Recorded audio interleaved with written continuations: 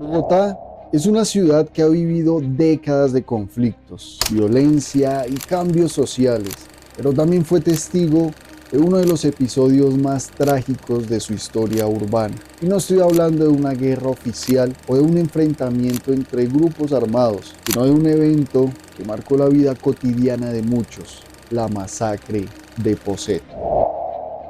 El protagonista de esta historia se llama Campo Elías Delgado Morales, un hombre cuyo nombre quedó grabado en la memoria colectiva de Colombia por una secuencia de violencia extrema que se desarrolló en un solo día. No es una historia mítica o idealizada, sino un hecho real, documentado por múltiples fuentes periodísticas, crónicas y, más recientemente, por relatos culturales que buscan entender sus causas sin inventar nada. Y este video no es para glorificar la violencia ni para alimentar la curiosidad morbosa. Quiero dejar claro esto, es un intento de comprender los contextos sociales, psicológicos y humanos que pueden rodear a un personaje cuya vida terminó en una de las peores tragedias urbanas del país. Así que bienvenidos a un nuevo capítulo de esta miniserie llamada Detrás de los personajes. Campo Elías Delgado Morales nació el 14 de mayo de 1934 en Chinacota, norte de Santander, un municipio pequeño de tradición rural ubicado en la región nororiental de Colombia. Este dato, confirmado por registros biográficos y compilaciones históricas, sitúa su origen en un contexto muy distinto al de la Bogotá urbana, donde años después ocurrirían los hechos que marcaron su nombre para siempre. Desde su infancia, la vida de Delgado estuvo atravesada por una tragedia familiar profunda, el suicidio de su padre. Ocurrió cuando él aún era niño. Este hecho está documentado en crónicas periodísticas y reconstrucciones posteriores del caso. Y aunque no existen registros clínicos que detallen el impacto psicológico de este evento, varios reportajes coinciden en señalar que fue un quiebre temprano en su entorno familiar y que marcó una infancia poco convencional, atravesada por el duelo y la ausencia. Ya en su vida adulta, Campo Elías Delgado emigró a los Estados Unidos, país donde residió varios años. Allí prestó servicio en el ejército estadounidense entre 1975 y 1978. Es importante precisar que durante años se ha repetido que Campo Elías fue combatiente en la guerra de Vietnam. Sin embargo, los registros disponibles indican que su servicio en el ejército de los Estados Unidos se dio entre 1975 y 1978, periodo en el que la guerra de Vietnam ya había finalizado oficialmente. Además, no existen documentos que lo ubiquen en frentes de combate. Su labor estuvo vinculada a funciones médicas y logísticas, y su servicio se desarrolló principalmente en zonas como el Canal de Panamá y la ciudad de El Paso, Texas. La versión del veterano de Vietnam corresponde a una interpretación errónea que se popularizó con el paso del tiempo. Tras finalizar su etapa en el ejército, Delgado regresó a Colombia y se estableció en Bogotá, donde vivió con su madre, y en la capital llevó una vida aparentemente discreta. Se dedicaba a dar clases particulares de inglés y cursó estudios de lenguas modernas en la Pontificia Universidad Javeriana, una institución privada reconocida por su nivel académico. Quienes lo conocieron en esta etapa lo describieron como una persona intelectualmente destacada, con dominio de varios idiomas y hábitos de lectura constantes, especialmente de literatura en lenguas originales. Al mismo tiempo, los testimonios coinciden en que él era muy reservado, solitario y con relaciones interpersonales complejas. Para comprender el impacto de lo ocurrido, es necesario ubicar la historia dentro del clima social que atravesaba Colombia durante la década de los años 80. El país vivía una etapa de violencia generalizada y fragmentada, donde distintos fenómenos coexistían y se superponían: el conflicto armado interno, el fortalecimiento de grupos guerrilleros y paramilitares, el auge del narcotráfico y una crisis institucional que afectaba tanto a las zonas rurales como a las grandes ciudades. Bogotá, como capital, no fue ajena a ese escenario. Aunque no era el principal escenario del conflicto armado, sí era un receptor constante de tensiones sociales, desplazamiento interno, desigualdad económica, crecimiento urbano acelerado y una sensación permanente de inseguridad. La violencia no siempre se expresaba en enfrentamientos armados visibles, muchas veces aparecía en formas menos evidentes como el aislamiento social, la desconfianza entre ciudadanos y la normalización del miedo en la vida cotidiana. En ese contexto, la salud mental no ocupaba un lugar prioritario en la agenda pública. El acceso a atención psicológica o psiquiátrica era bastante limitado, especialmente fuera de los círculos privados y universitarios. Los sistemas de detección temprana, seguimiento y acompañamiento eran escasos, y los problemas emocionales o mentales solían ser tratados desde el silencio, el estigma o la invisibilización. Esto no significa que esos factores causaran actos violentos, pero sí ayuda a entender el entorno institucional y social en el que muchas personas vivían sin redes de apoyo efectivas. Los años 80 también fueron una década de cambios culturales profundos. Bogotá se transformaba en una ciudad más grande, más densa y más impersonal. El individualismo urbano crecía al mismo tiempo que se debilitaban algunas redes comunitarias tradicionales. Para muchas personas, especialmente aquellas con trayectorias personales marcadas por el aislamiento o la migración, la ciudad podía convertirse en un espacio de soledad prolongada y desconexión social. Este panorama no explica por sí solo los actos cometidos por Campo Elías Delgado, ni pretende hacerlo. Los hechos tienen una responsabilidad individual clara y así han sido tratados por la historia y la justicia. Sin embargo, entender el contexto permite situar el impacto que tuvo la masacre de Poseto en una sociedad ya golpeada por múltiples violencias y ayuda a comprender por qué ese episodio marcó de manera tan profunda la memoria colectiva del país. Aquí ya aparece la secuencia de violencia protagonizada por Campo Elías Delgado. Esto ocurrió el 4 de diciembre de 1986. Una fecha plenamente documentada por archivos judiciales, reportes policiales y cobertura de prensa nacional e internacional. Ese día Bogotá fue escenario de uno de los episodios de violencia individual más graves registrados en la historia urbana del país. Los hechos comenzaron en un apartamento ubicado en el norte de Bogotá. Allí, Delgado a varias personas de manera sucesiva. Entre las víctimas se encontraba una joven de 15 años, a quien Delgado le dictaba clases particulares de inglés, y la madre de la menor. Tras ese primer episodio, Delgado se trasladó al domicilio de su madre, Rita Elisa Morales de Delgado, donde también la asesinó. Este hecho fue uno de los más impactantes dentro de la secuencia, no solo por el vínculo familiar, sino porque quedó plenamente documentado en los informes policiales y judiciales del caso. La identidad de la víctima,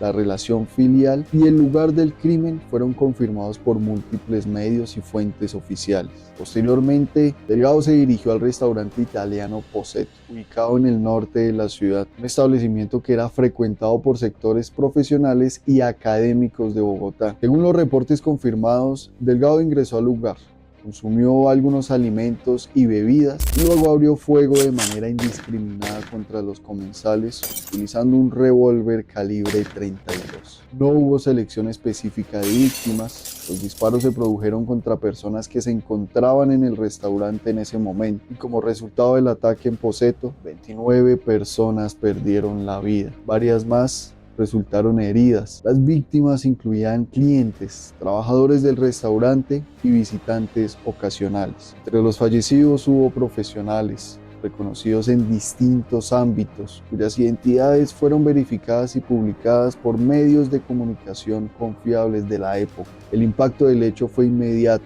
El restaurante quedó marcado como un símbolo del horror y el nombre de Poseto pasó a formar parte de la memoria colectiva del país. La secuencia terminó con la muerte de Campo Elías Delgado, quien fue abatido por la fuerza pública tras el operativo de respuesta. Lo que permanece en discusión hasta el día de hoy no son los eventos, sino las interpretaciones sociales y psicológicas posteriores. Sin embargo, las circunstancias exactas de su muerte no quedaron establecidas y hasta hoy existen versiones distintas recogidas por diferentes fuentes. Algunas reconstrucciones periodísticas señalan que Delgado habría muerto durante un enfrentamiento con miembros de la fuerza pública, como lo mencioné anteriormente, pero otras versiones, también recogidas en diferentes lugares y en diferente prensa, indican que pudo haberse suicidado antes de ser atacado. Más allá de ese punto no resuelto, lo que sí quedó plenamente documentado fue el impacto inmediato y duradero de sus actos. La masacre de Poseto fue reconocida por investigadores, medios y autoridades como uno de los crímenes individuales más letales en la historia de Colombia. Las investigaciones posteriores coincidieron en un punto clave: no existieron motivaciones políticas ni vínculos comprobados con grupos armados ilegales o conexiones con organizaciones criminales. Tampoco se hallaron evidencias de que el ataque respondiera a una causa ideológica, religiosa o insurgente. Este elemento distingue el caso de otros episodios violentos de la época y lo ubica en una categoría distinta dentro de la historia de la violencia en Colombia. El caso de Campo Elías Delgado dejó además un vacío jurídico y social difícil de cerrar. Al haber muerto el responsable, no hubo un proceso judicial completo ni una sentencia que permitiera establecer responsabilidades más allá de los hechos mismos, y esto contribuyó a que el episodio fuera analizado principalmente desde la historia, la criminología y las ciencias sociales, más que desde el ámbito estrictamente judicial.